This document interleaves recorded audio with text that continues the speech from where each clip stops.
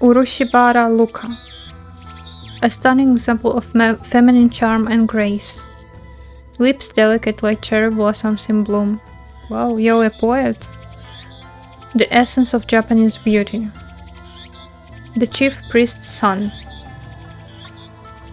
Hey everyone, I'm Yana, welcome to my channel. Today we are playing Steins Gate, so let's begin. Okay, welcome back to Steins Gate. Earlier this afternoon, after Dr. Nakabachi's presentation, someone killed Makise Kurisu and left her in a pool of blood. I carefully explained everything that I saw. Wait, Dr. Nakabachi? What are you talking about, Okarin? Dr. Nakabachi's presentation was cancelled. Yeah, this is another timeline. I say this in every episode. This is another timeline. Cancelled? Yeah, because of the satellite crash. Something's wrong. Our stories aren't matching. It's the same thing that happened right after I saw the mass disappearance. Mayuri's story didn't match mine. I need to know. Am I caught in some sinister plot? Is this another organization conspiracy? Excuse me, my name is Horin Kyoma. Really, man? You're hopeless.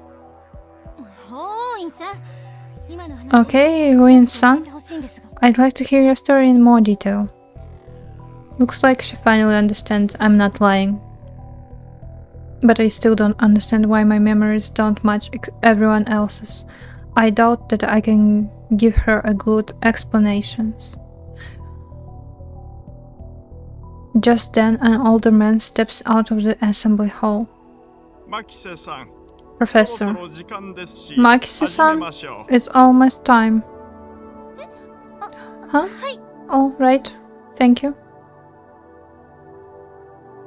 Kurisu glances at me one more time, then sighs and heads towards the small conference room. We should go too. Go where? To hear the lecture there? Ah, that. Daru follows after Kurisu. Did she come to attend the lecture too? Strange. Why would the girl genius Makise Kurisu need to attend a lecture like this? Good question. Okay, my guess was a bit off. The girl genius didn't come to attend the lecture. She was teaching the lecture. I'd like to thank everyone for coming to hear me speak today. Maybe for thumbnail? Wait.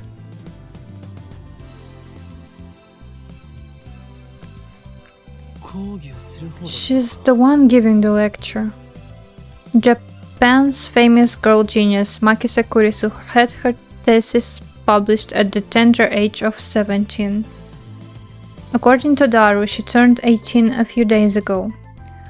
I first heard about her when Daru pointed her out in a gossip magazine article. That's when he told me that she was going to be a guest at ATF. I'd forgotten all about it. It's my first time giving a lecture like this, so please forgive me if I'm a little nervous. The audience is pretty mixed. It's mostly students like us, but there are also a couple of professors. And Kurisu just gave me a sharp look. What did I do? When I return her stare, she quickly averts her eyes. I don't care if she's a genius or whatever, I still don't like her. Yeah. She may have these people fooled with her timid girl act, but I learned that at Radican how cunning and aggressive she really is. Even if her murder was some kind of hallucination, my judgment of her character is still correct. For today's lecture, I've been asked to speak on the subject of time travel. It's not really my area of expertise, but I'll try my best. Time travel? Oh. Let me start by saying that time travel is an absurd concept. Objection.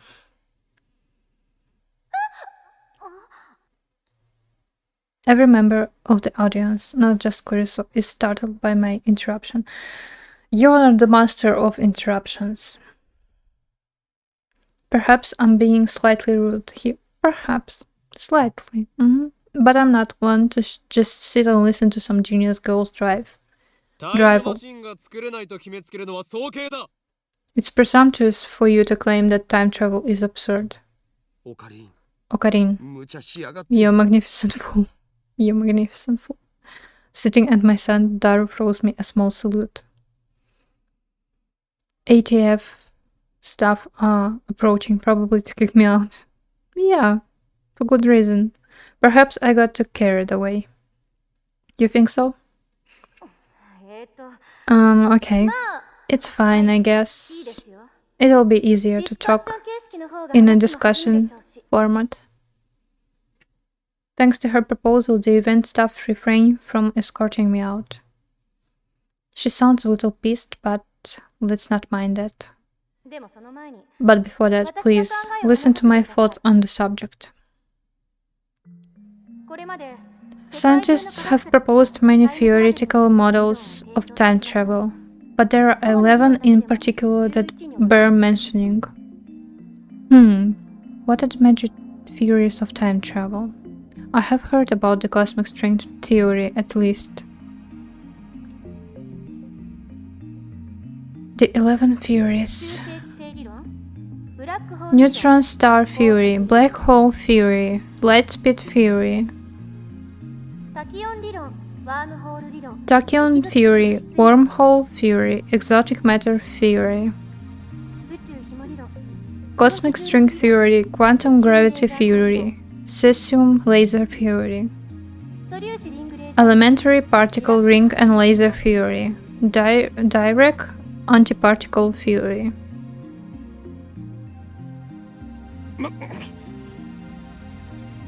Not bad. Perhaps Makise Kurisu is a worthy rival after all. However, all of these models are purely theoretical. Some of them even contradict each other.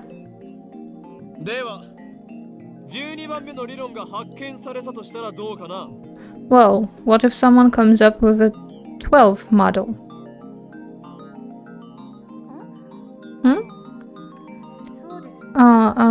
Right. Well, it could be contradicted by the 13th model. No, couldn't it? Damn, she twisted my question and used it against me. Touché, genius girl. Suddenly I feel eyes on me.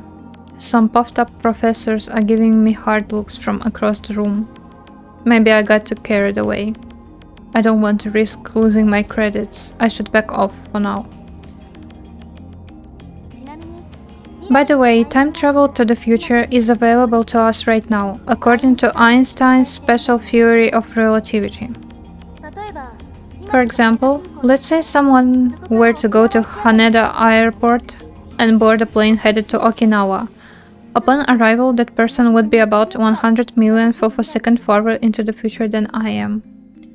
What does that mean? According to the special theory of relativity, time moves slower for objects as they approach the speed of light. For example, if you could run at near the speed of light, you could reach a point where time only moves half as fast for you. If you were to keep running at that speed for 24 hours, 48 hours would elapse in the rest of the world, meaning you wouldn't jump one day. You would jump one day into the future. Understand? Honin Kyoma. Why are you singling me out? Because you were shouting. I'm doing my best to hold back, but it looks like Maki Sakurisu wants to pick a fight. I wish that she hadn't said that name in front of so many people. It's too great a risk to let others know my true name. Just relax, nobody cares. But that's not really time travel, is it? Now, a professor calmly makes an objection. True, Maki Sakurisu's example isn't strictly time travel per se. But I never expected an older man, a professor at that, to refute an 18-year-old girl. Maybe he's just testing the genius girl's resilience. Yes, you're right. The genius girl readily concedes the point. If she were a normal 18-year-old, it would be impossible for her to be this calm in front of all these people. A normal 18-year-old would panic when refuted by such a distinguished-looking professor. And yet Maki Sakurisu's giving off an aura of gutsiness that says, I can take this guy on. Then what about going to the past? Going to the past is possible right now. Take a look at the sky at night. You can see light from tens of thousands of years ago, can't you? Yeah. That's not time travel either. This time it's a nearby student who objects. Well, I was just getting started. Was it just me, or did Kurisu look a little nervous just now? Let's say we wanted to make a machine that could physically transport people through time. What would we need? The best candidates for this are cosmic strings and wormholes. A cosmic string is a string-shaped crevice with extreme mass. A string-shaped crevice?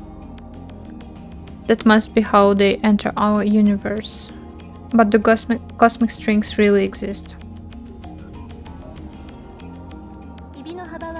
The crevice is about as wide as an elementary particle, and at least as long as the diameter of a galaxy. It has immense mass, so it distorts space-time. If you were to travel through that distortion, you could make a full circle around the string in less than 3,160 degrees. Isn't that how a black hole operates? Or this is different?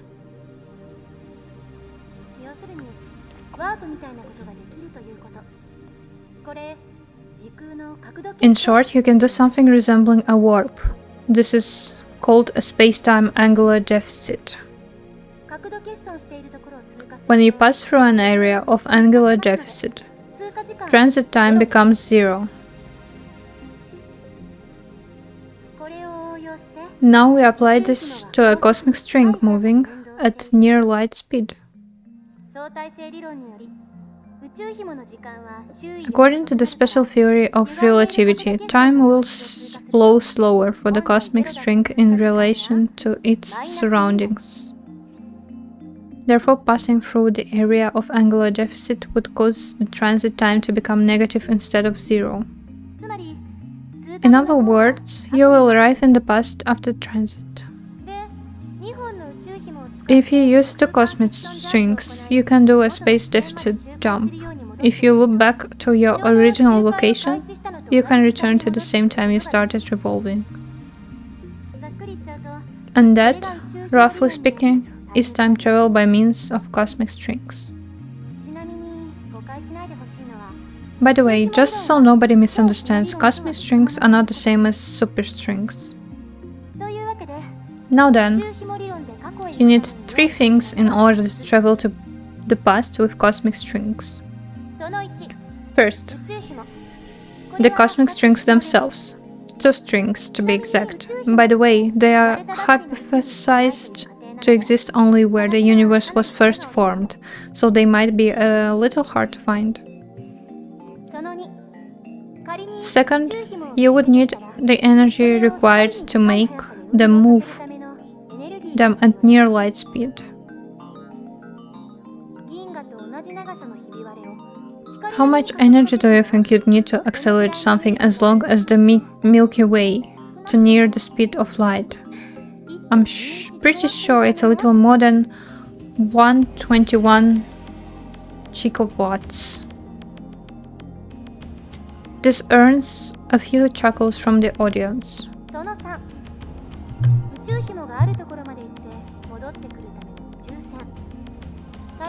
Third, you'd need a spaceship capable of reaching those cosmic strings and returning, with the time travel alive, of course. What do you think, Ho-In-san? Care to take on the challenge of cosmic string time travel? Like that's even possible. And why the hell is she addressing me? I wasn't even the one who jeered this time. Looks like Ho-In-san doesn't want to take the challenge. In that case, let's consider wormholes. They may be a little more realistic than cosmic strings. By the way, Ho-In-san, do you know what wormholes are? No, don't ask me, I'm trying to hold back here. Since I've been challenged though, I can't leave the question unanswered. It's like a shortcut for space, right? Yes, that's correct. Phew, I got it right. I sigh inwardly in relief.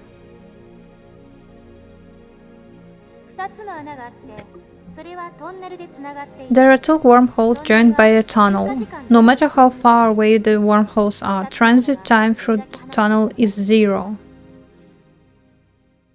So, just like a portal. The wormhole collapses on itself due to its own immense gravity.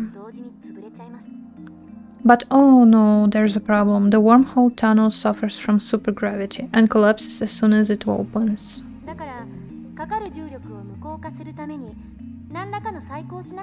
So we need something to negate the effect of gravity. Exotic matter has negative mass and negative energy. So-called exotic matter, a substance with negative mass which repulses other matter. Negative mass, huh? Is it something that floats if you leave it on the ground? Maybe not. I can't even begin to imagine what it would be like. Kurisu raises her right fist. Say that the wormhole tunnel is being squished by an invisible fist. In order to pass through, you need something that could oppose my fist's grasping force, so that I can't squish anymore. Kurisu opens her fist. If you stabilize the tunnel with exotic matter injection, instantaneous travel between wormholes becomes possible. The travel through time, however, takes a little more effort. For example, let's say there's a wormhole entrance here in Akihabara, and the exit is in Los Angeles. First, we send the wormhole in LA all the way to the end of the universe at near the speed of light. And once it's there, we yank it back to LA. How? According to the special theory of relativity, time slows down for objects moving at the speed of light, meaning the hole that returned to LA would be further in the past than the Akihabara hole.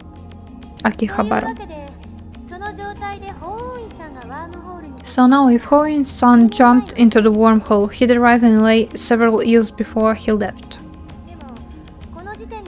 However, this still can be called true time travel. It only seems that way. This is called the Urashima effect. The important part is to return to Akihabara from LA through the wormhole once more. Since the transit time is 0, Hou-in-san will return to Akihabara several years in the past. Time travel complete. The prerequisites for wormhole travel are simpler than the ones for cosmic string travel. First, the wormhole itself. They may exist somewhere in the universe, but nobody has ever seen one. This is all theoretical. This is all theories. You can't test them. You can't even say for sure they exist. Second, the energy required to move a wormhole to the end of the universe and back at near light speed. Third, exotic matter, which by the way has not been confirmed to exist. So implementation of either one would require a ridiculous amount of effort. Now do you see what I meant when I said that time travel is an absurd concept? Time travel theories are all just thought experiments. Not one of them can create a viable time machine. That is my answer.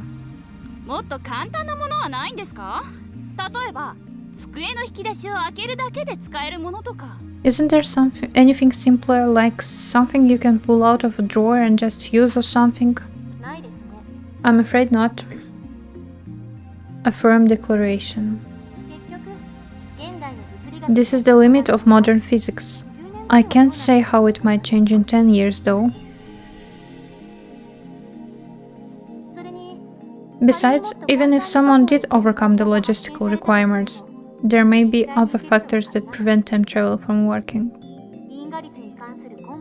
And that's because fundamental problems concerning the principle of causality have not yet been solved.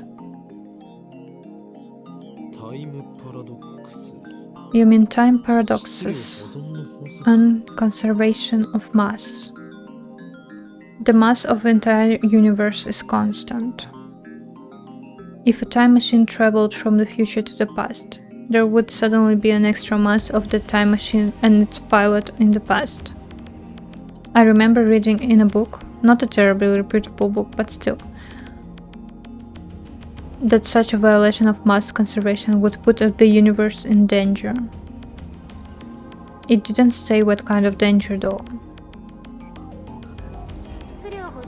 If you think that conservation of mass applies to macro systems like the universe or microsystem like atoms or elementary particles, you're mistaken. What? Is that true?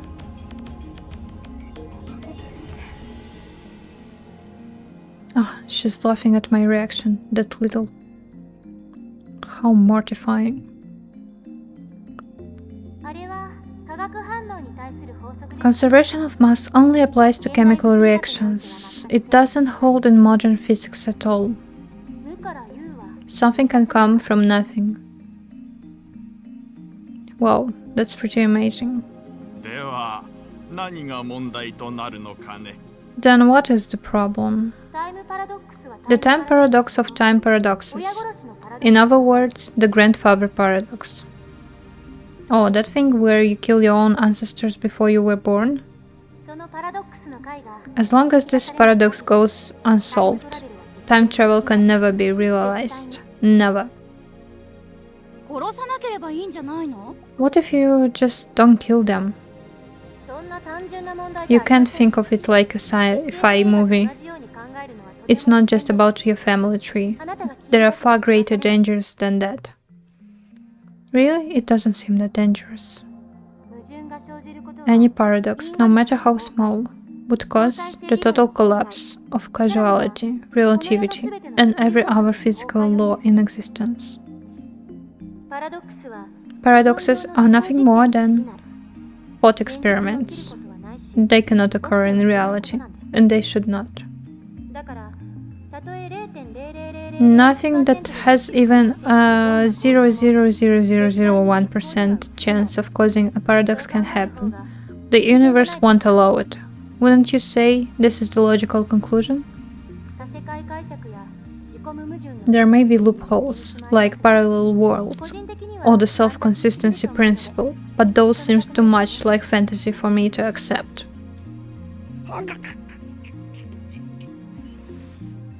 What about parallel... Yeah, different timelines mean existence of the parallel universes, right? I grinned my teeth. When I see Maki Sakurisu looking at me with her composed expression, I avert my eyes. Looks like I have no choice but to concede Maki Sakurisu truly is a genius. I ended up listening to all of Kurisu's lecture at ATF. After the two time travel theories she introduced at the beginning, she explained the rest with equal eloquence.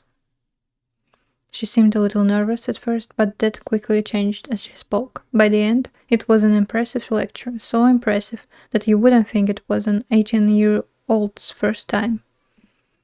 She did well to respond to my malicious questions with sarcasm. She's got guts. Wait, why am I praising her?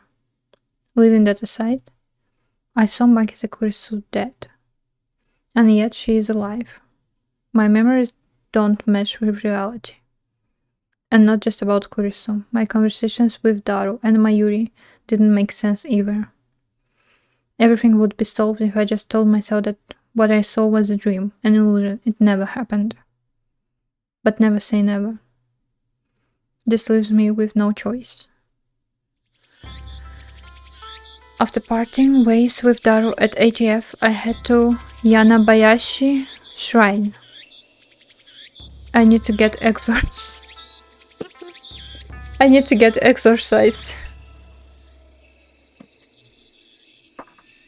I seriously doubt that the Maki Sakurisu at ATF was a ghost. Regardless, it's natural to seek an exorcism after such an experience. I'm Japanese, it's in our blood. Yanabayashi Shrine is located on the other side of Kanda River. To find it, enter the first side road after crossing Monseibayashi Bridge. It's a very small shrine that doesn't fit with the surrounding multi-tenant buildings. Kanda Myojin is the more famous shrine in Akiba, but I deliberately chose this one. It's not your first exorcism, I presume. The shrine is so small, you could easily miss it if you weren't looking. Regardless, I can hear the chirping of cicadas from the few trees growing there. It's Ocarina! There are two girls standing in front of the main building. One of them is Mayuri. The other is a docile-looking beauty in traditional Miko attire. Urushibara Luka. A stunning example of feminine charm and grace. Lips delicate like cherry blossoms in bloom. Wow, you're a poet. The essence of Japanese beauty. The chief priest's son. That's right, son. Okay. Lovely in every way, but he's a guy.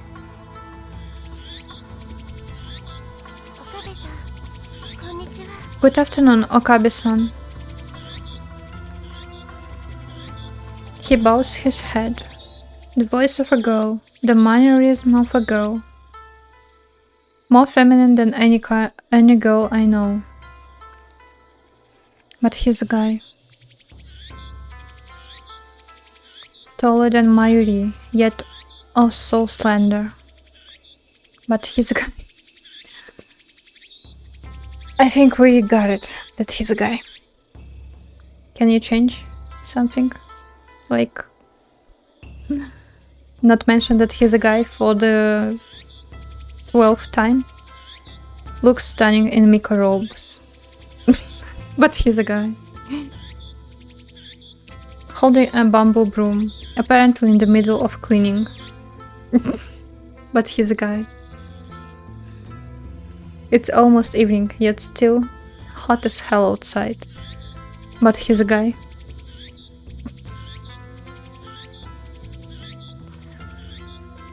Damn cicadas won't shut up. But he's a guy.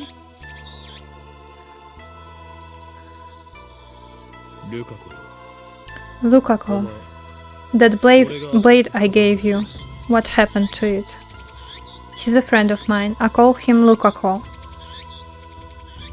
We met when I rescued him from some aggressive photographers in Akiba's pedestrian heaven. It also so happens that Lukako and Mayuri are classmates. I learned that fact after I had gotten to know him.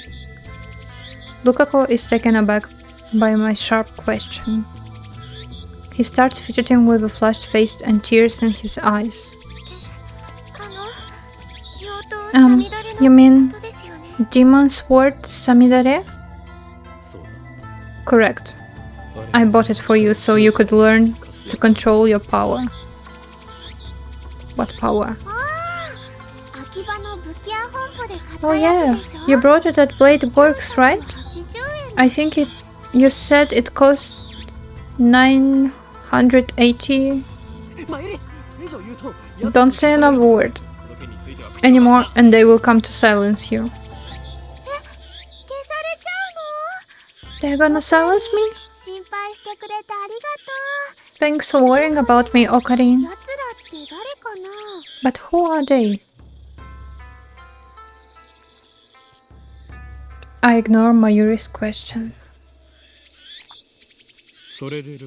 So, Lukako, are you making sure to practice with Samidare like I told you? Yes, I do practice swings once a day. As long as you carry it and master the Seishin Zanma school of swordsmanship, you can prevent the dark flame inside you from consuming your soul. Demon sword Samidare may be an imitation sword, but that is only the form it takes to hide from the world. When one worth its wield it appears, it unleashes its true power.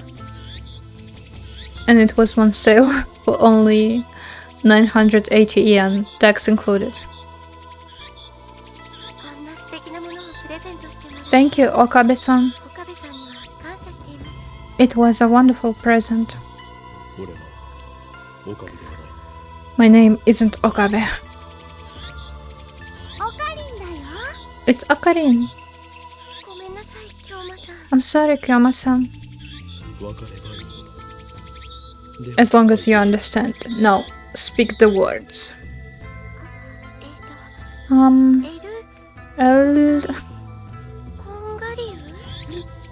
El Psy Kangaloo. No, not Kangaloo. Kangaroo. Yes. El Psy Kangaroo. Did I get it right? Lukako smiles happily as I nod. Thank you. Such a lovely smile. But he's a guy.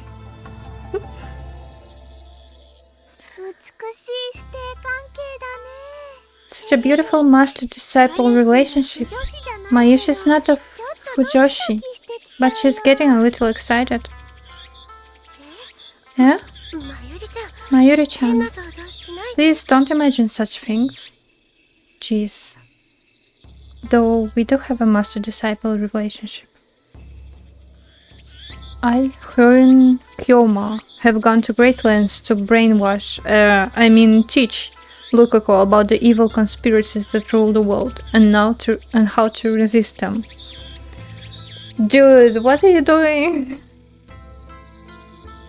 That stuff about Demon Sword Samidare is part of that training. Looks aside, Lukako is very obedient and hardworking. Plus, he's always eager to learn new things. A master couldn't ask for a better disciple. Though he does have the weaknesses of not catching on too quickly and being too shy.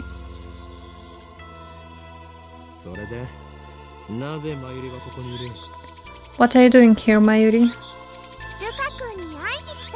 I came to see Luka-kun. Komima's coming up next month, and I want him to cosplay as Kirari-chan from Rainet, but he won't say yes. But cosplaying? That's just too embarrassing for me. But I'm sure you look great in it.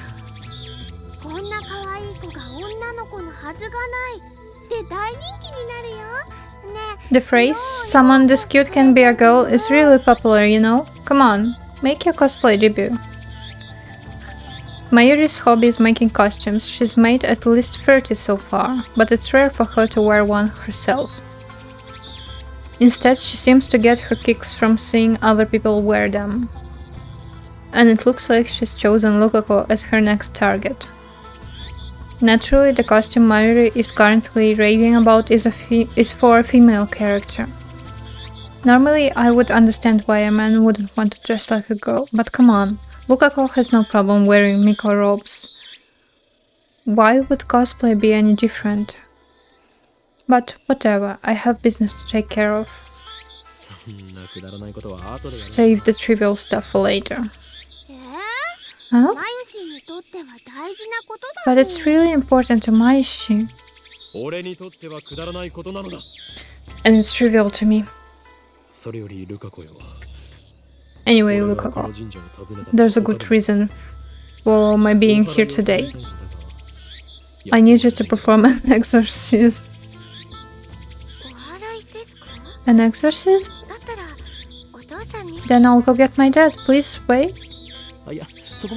No, it's nothing that serious. I just need some peace of mind. That's why I came here instead of Kanda's shrine. So with that said, bring out the usual. The usual? You mean Samidare?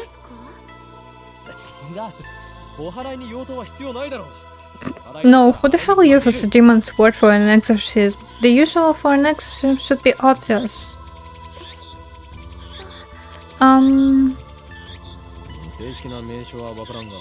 I don't know what it's called, but it's that stick with the zigzaggy paper fingers that the priest does a shaky finger with.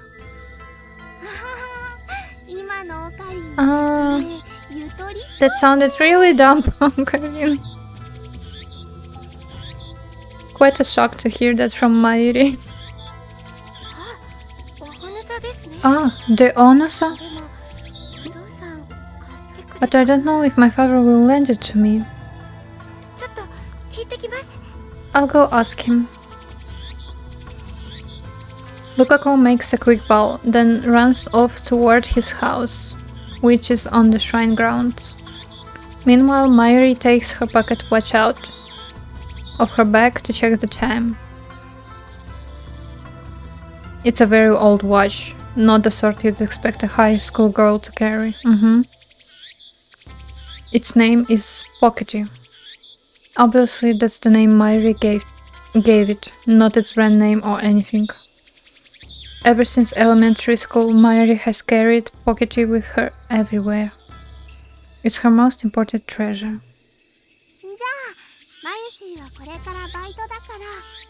Well, time for me to go to work. Do your best. You going straight home afterwards? Yep.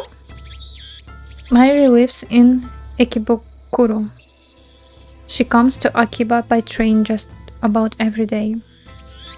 It should be obvious since we're childhood friends and all, but I live in Ikebukuro too. Though I've been staying at the lab since summer break began. See you tomorrow. I call Mayuri to stop before she trots off. Wait, Mayuri. Back at Radican, you heard a man scream, right? Scream? Mayuri blinks several times and puts her finger to her temple as if in thought. Then she gives her usual smile.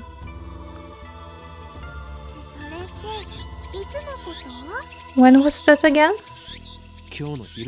This afternoon. I don't think I heard anything. Oh. Well, alright. Okarin is a weirdo and needs an exorcism session. Or maybe two. Bye bye. Mayuri leaves, this time for good, though she pauses to wave at least a half dozen times before disappearing beyond the archway.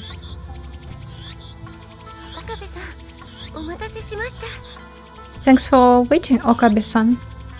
Lukaku returns shortly after Mayuri leaves. In his hands is the white zigzaggy thing I asked for.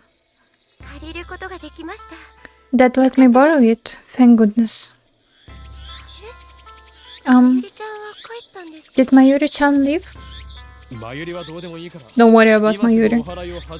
Begin the exorcism at once, Lukaku. Okay. But do you really want me to do it? What exactly am I exercising, anyway? Lukaku is flustered. Is he really up to this? I am beginning to doubt. I should have known better. The instant doubt touches my heart. A terrible chill shoots up my spine.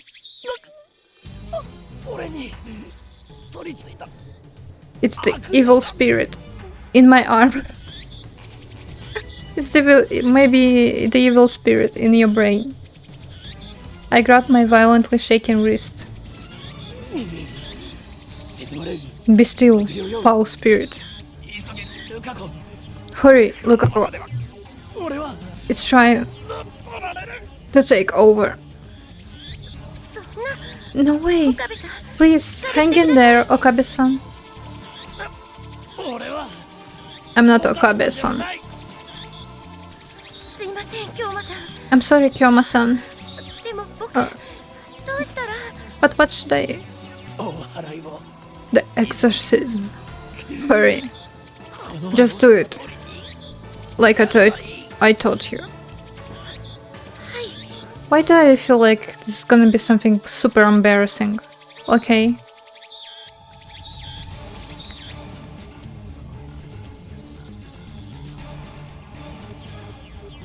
With a serious look on his face, Lukaku grabs the Onasa with both hands as if it were a sword. His stance is impressive. I've taught him well.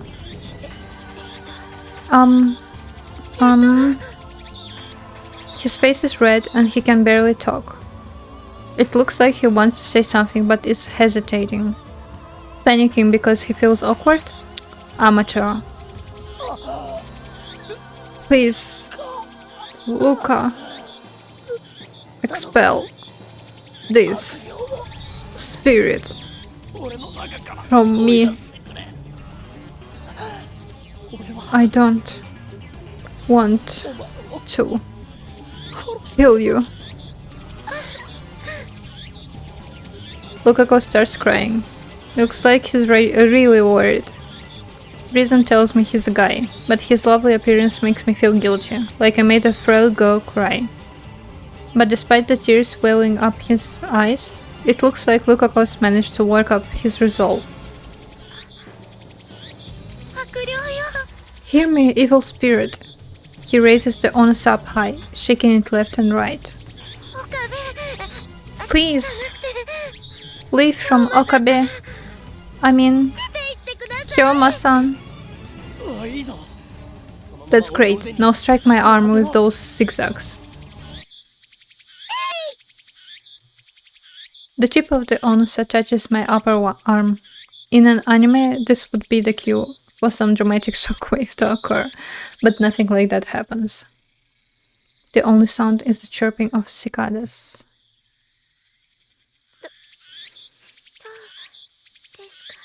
Did it work? I take a deep breath. The trembling in my arm has stopped. I'm okay. Looks like you drove away the evil spirit. Good job, Lukako. Lukako sighs in relief and blushes. I'm glad I was able to help.